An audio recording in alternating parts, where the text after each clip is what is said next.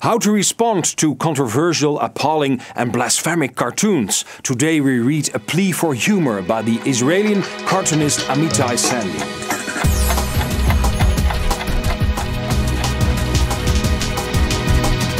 In 2005 there was a huge controversy about the so-called Mohammed comics.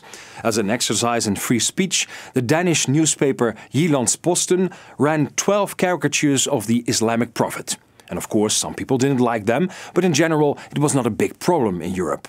But a few months later, inspired by religious extremists, Danish and Norwegian properties in Damascus and Beirut were torched, and there were religious riots in Afghanistan, Libya and Nigeria. Extremists also tried to kill the cartoonists of one of the cartoons.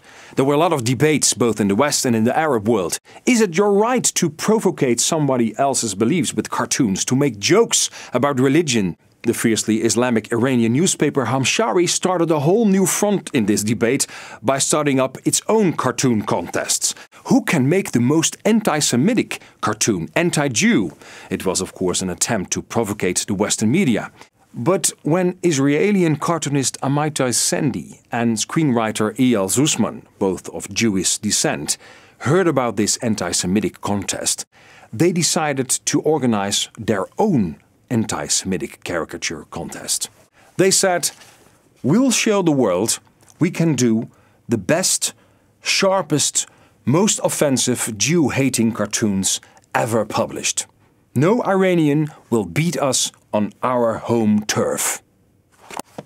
Of course, this initiative of these Jewish cartoonists was also criticized. They replied that a strong person can laugh at itself. They wanted to answer hate with laughter. I think they made an excellent statement. Humor, satire, a little provocation, self-relativation is essential for a mature society. And of course, not every view, not every joke, not every cartoon is really funny or thoughtful. And sometimes a joke doesn't have any other outcome than just being insulting.